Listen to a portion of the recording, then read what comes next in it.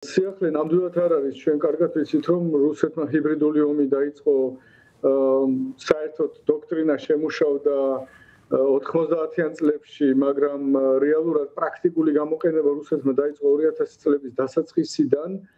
მათ შორის თუ გნებავთ საქართველოშიც, ალბათ საქართველო იყო ერთ-ერთი პირველი ქვეყანა, რომელთანაც რუსეთმა გამოიყენა ძალიან ბევრი საშუალება. მათ შორის მაგალითად პასპორტების დარიგება თუ გახსოვთ, რუსული პასპორტების დარიგება, სხვადასხვა სახის ეს ფარული ოპერაციები, რომლითაც ხდებოდა ადამიანებისთვის არასწორი ინფორმაციის მიწოდება, დეზინფორმირება ხალხის, გადაბირება, მოსყიდვა, განსაკუთრებით ამას ახდენდა, რა თქმა უნდა, იმ რეგიონებში, რომლებიც შემდეგ de facto გამოეყვნენ საქართველოს და რუსეთის ეს წყალობით და მისი აღიარებით.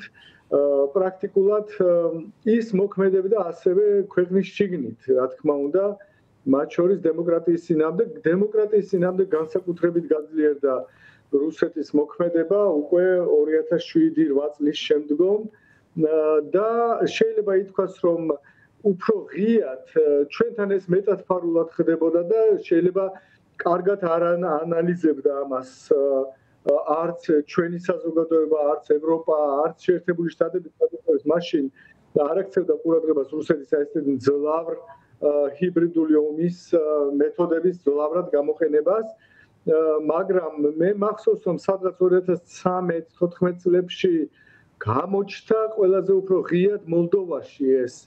მოლდოვაში მაშინ დაიწყეს ძალიან ბევრი ელემენტების გამოყენება, მათ შორის კიბერ ელემენტების, პროპაგანდის, აი ეს მოსყიდვები, რაც არის პოლიტიკური კორუფცია და ბევრი სხვა და მოხდა უკვე ამის ანალიზი უფრო ფართოდ გავიდა, ეს ასევე ევროპაშიც გახდა ცნობილი და ევროკავშირმა პასუხი ცოტა დააგვიანა, მაგრამ 2014-15 წლებში დაიწყო მხოლოდ აი რუსეთის ჰიბრიდული საფრთხეების წინააღმდეგ ბრძოლა, შექმნა ინსტიტუტები სხვადასხვა და ასე შემდეგ. მათ შორის ვიცით, რომ პროპაგანდის საწინააღმდეგო სპეციალური ორი ინსტიტუტი შექმნა, ასევე სადაზვერვო განყოფილება იმაში ევროკავშირის საგარეო ურთიერთობების სამსახურში, შექმნა ასევე კიბერუსაფრთხოების ცენტრი სტალინში, ფინეთში ჰიბრიდული საფრთხეების ცენტრი და ასე შემდეგ. ანუ დაიწყო განვითარება, მაგრამ რადგანაც რეაქტიულია ევროკავშირის პოლიტიკა ამ მიმართულებით, ანუ რაც ნიშნავს იმას, რომ პასუხია, ევროკავშირი პასუხობს უბრალოდ შეტევებს, თავს იცავს, თავდაცვითია, რა თქმა უნდა, მას უჭირს ყოველთვის გათვლა ახალ-ახალი ელემენტების, რომელსაც რუსეთი იყენებს სხვადასხვა მიმართულებით და განსაკუთრებით, რა თქმა უნდა, ევროკავშირის აი პერიფერიაში, იმ ქვეყნებში, რომლებიც ცდილობენ ევროკავშირში გაწევრიანებას, ეს არის ბალკანეთის ქვეყნები და აღმოსავლეთ ევროპის ქვეყნები, მათ შორის საქართველო, თუ გნებავთ სომხეთიც, რომელიც ჯერ არ არის, რა თქმა უნდა, გაწევრიანების ეგრეთ წოდებულ რაღაც იმაზე ტრეკზე შემდგარი, მაგრამ აქვს ამბიცია მოსახლეობას და რა თქმა უნდა მოლდოვა, უკრაინა, სადაც ხდება ამის ძალიან ინტენსიურად გამოყენება. დიახ, თქვენც ახსენეთ, რომ მოლდოვა არ არის ერთ-ერთი ქვეყანა, სადაც რუსეთმა გამოიყენა მსგავსი მეთოდები, ჩვენ გვახსოვს მათ შორის რუმინეთის შემთხვევაც, რა დროსაც საარჩევნო კამპანიაში რუსეთის ჩარევის ბრალდებებით პირველი ტურის შედეგები გაუქმდა მაგალითად. სანდუმაც თქვა, რომ მოლდოვა მხოლოდ პოლიგონია და საბოლოო მიზანი არის ევროპა. კიდევ ერთხელ მკაფიოდ რომ დავაფიქსიროთ, ანუ თქვენი შეფასება ამ ნაწილში მზად არ არის თქვენი შთაბეჭდილებით ევროპა, მიუხედავად წინ განადგმული ნაბიჯებისა, რომ გაუმკლავდეს აი ასეთი ტიპის მაქინაციებს უკვე ევროკავშირის შიგნით. იცით რა, ეხლა მე ვილაპარაკე იმაზე, სადაც ყველაზე სუსტ ადგილას უწევს, მაგრამ საფრანგეთი ესეთი უზარმაზარი ძლიერი სახელმწიფო, საფრანგეთის არჩევნებში ორჯერ ჩაერია რუსეთი, ანუ ორჯერ იქნა დაფიქსირებული რუსეთის საკმაოდ მასობრივი ჩარევა და რაც შეეხება შეერთებულ შტატებს, იქაც ხო საკმაოდ მნიშვნელოვანი დებატები მიმდინარეობს, რამდენიმე წელია იმასთან დაკავშირებით, რომ რუსეთი პერმანენტულად ერევა უკვე ბოლო ხანებში შეერთებული შტატების არჩევნებში. ასევე მისი მცდელობა ჩარეულ იყო გერმანიის არჩევნებში, მაგალითად ულტრამემარჯვენე პარტიებისთვის დაფინანსების გამოყოფა, სხვადასხვა სახის მომსახურება და ასე შემდეგ. ეს ყველაფერი უკვე ცნობილია, რომ რუსეთი პირდაპირ უტევს და აი ეს არის ძალიან საინტერესო რუსეთისთვის ახლა რომელიც არის აგრესორი ქვეყანა და რომელიც პირდაპირ საომარ ესე ვთქვათ ვითარებას გადადის და კინეტიკურ ომს აწარმოებს ევროპაში, ანუ რაც ნიშნავს იმას, რომ იარაღი ღიად ესე ვთქვათ ღია ომს აწარმოებს უკრაინაში და აქვს მცდელობები რომ აწარმოოს ასევე ევროპის სხვა ქვეყნებში, მას არეული აქვს ჰიბრიდული და ესეთი პირდაპირი კინეტიკური ომის ესე ვთქვათ რაღაც ისინი გაგება და იყენებს ორივეს. სადაც შესაძლებელია, იქ იყენებს ამ ჰიბრიდული ომის შესაძლებლობებს და ეს არის ევროპა, რა თქმა უნდა, პირველ რიგში, არის სხვა რეგიონებიც, რა თქმა უნდა, მაგრამ ძალიან ინტენსიურად ევროპა, ჯერჯერობით ევროპის სხვა ადგილებში, იგივე რუმინეთში, იგივე პოლონეთში, მაგალითად უნგრეთში, სხვა ქვეყნებში ჯერ ღია ომი, ესე ვთქვათ, არ დაუწყია, არ შესულა ტანკებით, მაგრამ აი შემზადება ხდება ამ ჰიბრიდული მეთოდებით. სხვადასხვა ჰიბრიდული ომის დოქტრინაში, რომელიც კარგად ვიცით, რომ რუსეთის გენერალური შტაბის უფროსს ეკუთვნის, ანუ ის ესე ვთქვათ, სწორედ ჰიბრიდული ომის დანიშნულება არის, რომ შეამზადოს პირველ რიგში შეამზადოს ნამდვილი ომისთვის, ანუ ფიზიკური ესე ვთქვათ შეჭრისთვის შეამზადოს სიტუაცია მოწინააღმდეგე ქვეყანაში. ეს არის ერთ-ერთი მთავარი დანიშნულება. თუმცა შეიძლება შეჭრა არასდროს არ მოხდეს და ისე დაასუსოს და შეცვალოს მთავრობა ან რაღაცა ვთქვათ რეჟიმი შეცვალოს ქვეყანაში და ამ შემდეგ, მაგრამ როგორც წესი მზადდება პლაცდარმი იმისთვის, რომ მოხდეს შემდგომში შეჭრა. აი ამის სამსაფრთხის წინაშე დგას ევროპა და ამას აცნობიერებს უკვე ევროპა არამედ ევროკავშირის ხაზით, ვთქვათ, არამედ ნატოს ხაზით. შეერთებულ შტატებთან ძალიან ბევრი კონსულტაციები და ცდილობენ დაარწმუნონ პრეზიდენტი ტრამპი, რომ ევროპა მართლა დგას აი ესეთი საფრთხის წინაშე, რომ შეიძლება ერთ დღეს რუსეთი თუ მას ზურგი გაუმაგრა, რა თქმა უნდა, ჩინეთმა კვლავ ამაშიც და თავისთავად ირანმა და სხვა რეგიონის სხვა ქვეყნებმა, რომლებიც ჯერჯერობით მას ეხმარებიან, შეიძლება გავედოს და შეიჭრას ევროკავშირის ქვეყნებშიც, მათ შორის და ნატოს წევრ ქვეყნებში. დიახ, და ასევე საქართველოს თემას შეეხეთ და ისევ ამას რომ დაუბრუნდეთ ჩვენ რუსული ჩარევის თაობაზე, გვახსოვს ანალოგიური განცხადებები იგივე ქართველი პოლიტიკოსების მხრიდანაც და მათ შორის იყო საქართველოს მეხუთე პრეზიდენტის სალომე ზურაბიშვილის მიმართვა ევროპარლამენტში. მანაც გააფრთხილა ევროპული ქვეყნები, რომ ეს მათაც ეხებათ და დაზენა, რომ ეს არ ყოფილა ჩვეულებრივი გაყალბება, არამედ ეს ყველაფერი იყო საგულდაგულოდ დაგეგმილი ოპერაცია. თქვენ აი უფრო ზუსტად რა ტიპის მსგავსებებსა და პარალელებს ხედავთ აი ამ პროცესებს შორის?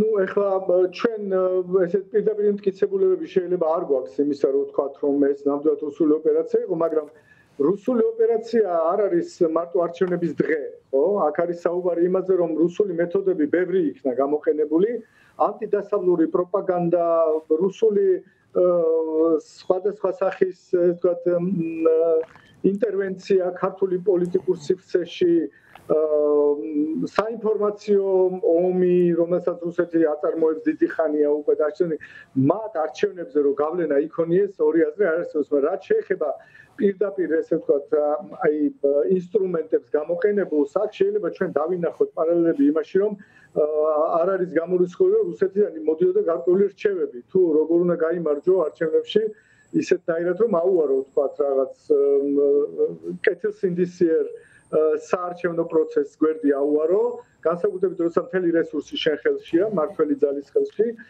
და გამოიყენო მეთოდები, რომლითაც ვთქვათ რუსეთი აღწევს უკვე დიდი ხანია ძალიან დიდ გამარჯვებებს რუსეთის ტერიტორიაზე. ჩვენ ხედავთ, რომ პრაქტიკულად გაქრა ოპოზიცია რუსეთში, იმიტომ რომ ნელ-ნელა დაკარგეს შანსი, აბსოლუტურად დაკარგეს შანსი, რომ როდისმე შეძლებენ რაიმე გამარჯვების მიღწევა სადღაც, იმიტომ სხვადასხვა მეთოდებს იყენებდა რუსეთი დიდი ხნის განმავლობაში.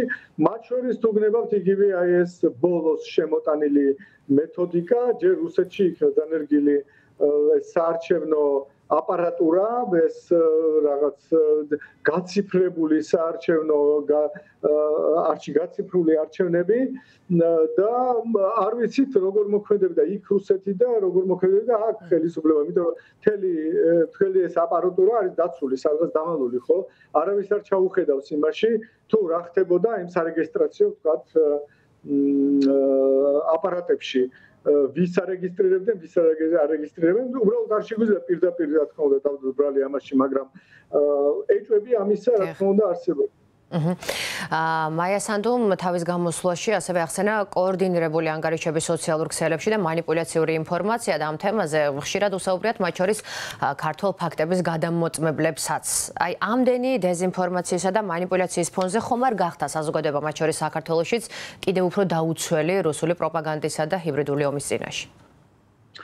იცით რა, ეხლა ევროკავშირმა ბოლო თავის რეკომენდაციაში, როდესაც ვთქვათ, საქმე ეხებოდა ჩვენთან მოლაპარაკებები და გაიხსნება თუ არა ევროკავშირთან მოლაპარაკებები, თუმცა პირდაპირ დაპირება არ ყოფილა, მაგრამ ეს წინაპირობა იყო პრაქტიკულად იმისთვის, რომ მოლაპარაკებები გახსნილიყო, ხო, ევროკავშირთან. პირველ პუნქტად იყო საუბარი ბრძოლა რუსულ დეზინფორმაციასთან და ანტიდასავლურ პროპაგანდასთან ქვეყანაში. აი მას შემდეგ ქართულმა ოცნებამ კი არ ესე ვთქვათ ეს ბრძოლა კი არ გააძლიერა ან რაღაც ახალი კი არ შემოიტანა ახალი ინსტრუმენტები, ახალი რაღაც მეთოდები იმისთვის რომ დაიბლოკოს ანტიდასავლური ინფორმაციის გავრცელება და დეზინფორმაცია საქართველოში. არამედ პრაქტიკულად თვითონ გახდა ამის წყარო ერთ-ერთი და მე მგონი ფანტაზიის ესე ვთქვათ უნარი არანაკლები გამოავლინეს ვიდრე ვთქვათ ამას მოსკოვში ახდენენ, იგონებენ ევროკავშირის წინააღმდეგ რაღაც მითებს და რაღაც ესე ვთქვათ დანაშაულებს ვთქვათ უგონებენ ევროკავშირს და მის ინსტიტუტებს და მათ წარმომადგენლებს, მათ შორის ელჩების ჩათვლით შეიძლება ვთქვათ და რადიკალიზმში და რაღაც ომისკენ წაქეზებაში და რაღაცებში ეს ყველაფერი არის ძალიან ინოვაციური, მე ვიტყოდი. სამწუხაროდ ეს არ არის კეთილსინდისიერი და ამას არ მიყავს საზოგადოება რაღაც კარგ შედეგამდე. ანუ ჩვენ ვერ მივიღებთ ესე ვერასდროს ნორმალურ კარგ საზოგადოებას, რომ სადაც ადამიანი იქნება ბედნიერი, სადაც ადამიანი იგრძნობს, რომ მას არ ატყუილებენ ყოველფეხის ნაბიჯზე, ხო? და აი ესეთი სივრცის, აი ესეთი აბსოლუტურად ფალსიფიცირება საინფორმაციო სივრცის. ამას აქვს ეფექტი ფსიქოლოგიური, არა მარტო ვთქვათ სხვა სახის, რაღაც პოლიტიკური ეფექტი კი არ აქვს ამას მარტო რომ აი მხარდაჭერაში გამოისახება რომელიღაცა პოლიტიკურ პარტიას მხარდაჭერას ესე ვთქვათ უწყვეტს ხალხი თუ არ უწყვეტს იმის გამო რომ ის დაადანაშაულეს რაღაცებში. არამედ ფსიქოლოგიური ეფექტიც აქვს, ადამიანებს უბრალოდ უდუნდებათ ანალიტიკური აზროვნების უნარი, ხდებიან მომხმარებლები ინფორმაციის, რომელსაც პირდაპირ მოიხმარენ ყოველგვარი გადამუშავების გარეშე და ყოველგვარი გადამოწმების გარეშე და საზოგადოება ჩლუნგდება. ეხლა ამას რომ ჩვენ მივყვეთ უფრო ისე სერიოზულად, ჩვენ დავინახავთ, რომ ესეთი საზოგადოება აუცილებლად გახდება მოწყვლადი და სუსტი და საერთაშორისო ასპარეზზეც ვერაფერს კარგს ვერ შექმნის, ვერანაირ ინოვაციას ვერ გამოიგონებს. ერთადერთი რაშიც შეიძლება ეს საზოგადოება ვარგოდეს, ეს არის როგორც რუსეთში, ვთქვათ, რუსეთის მოკალაკეებს, რომ მიერეკებიან ახლა ფრონტზე და იქ იყენებენ საზერბაზნე ხორცად, ხო? აი ამისთვის გამოდგება, რა თქმა უნდა, ესეთ საზოგადოება, მაგრამ იმისთვის, რომ შექმნას რაღაც ახალი და რაღაც კარგი ინოვაციური წინ წაიყვანოს ცხოვრება, გააუმჯობესოს ურთიერთობები საზოგადოებაში, მეტი ხალისი, მეტი ბედნიერება დანერგოს და ასე შემდეგ. ესეთი საზოგადოება ამას ვერ გააკეთებს და აი ეს არის ყველაზე დასანანი, რომ აქ პოლიტიკური პრობლემა კი არ არის, ვინ გაიმარჯვებს და ვინ იქნება სათავეში სახელმწიფოს, არამედ როგორი საზოგადოება ყალიბდება, რამდენად ტყუილებზე აგებული და რამდენად ესე ვთქვათ ანალიზის უნარის დაკარგული საზოგადოება. ამას ჩვენ ვეძახით გაუნათლებელ ბნელ საზოგადოებას. ეს არ არის პირდაპირ გაგებით განათლება, რამდენი წიგნი აქვს დაკითხული თუ არა აქვს დაკითხული, არამედ ეს არის ფუნქციური განათლება, როდესაც ადამიანს შეუძლია შეაფასოს მოვლენები და შეაფასოს ყველაფერი, რაც ირგვლივ ხდება რეალურად, ანუ ისე როგორც არის და მიიღოს გადაწყვეტილება საღი გონებით და არა დაბინდული გონებით, რომელსაც ქმნის ესეთი ტყუილების გარემო. ეს არის ყველაზე სამწუხარო და ამას მიყვება ახლა ჩვენი ხელისუფლება, მე როგორც ხედავ, იმისთვის რომ შეინარჩუნოს ხელისუფლება, ესე იგი ურჩევნია რომ საზოგადოების მოხდეს ესეთი დეგრადაცია.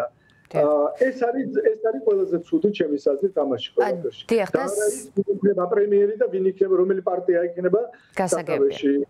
დიახ, ბატონო კახა, საუბრის მეწორულს ცოტა დრო გრჩება, მაგრამ ამაზეც მინდა თქვენი კომენტარის მოსმენა. ჩვენ აი ამ ყველაფრის ფონზე ვხედავთ, რომ მოლდოვას უბრუნდებით ისევ საკმაოდ მაღალია იმ პოლიტიკური ძალის რეიტინგი მოლდოვაში, რომელიც უფრო პრორუსულ ძალად აღიქმება და მაია სანდოს უპირისპირდება, ხო?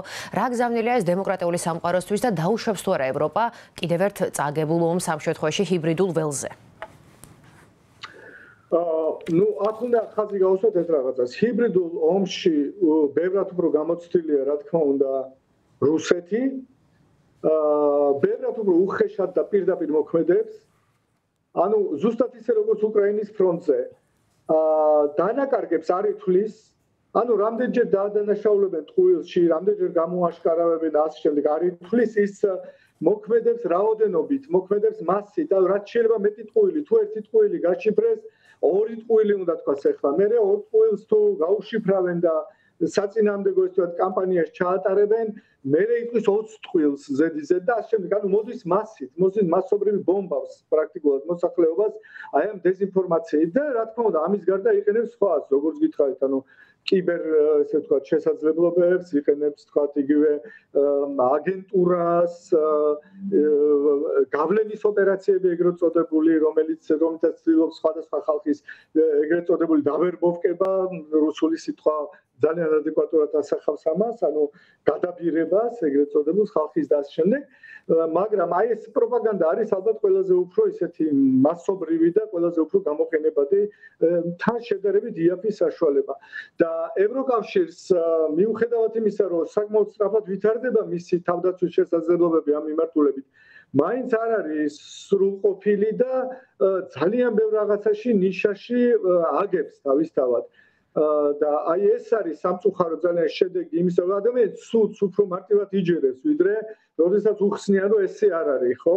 ანუ აი ამაზეა აგებული ეს, რომ უნდა ლაფი მოასხას, უნდა რაღაცა დაადანაშაულოს რაღაცეებში და შემდეგ თავის მართლება უკვე არ არის მარტივი.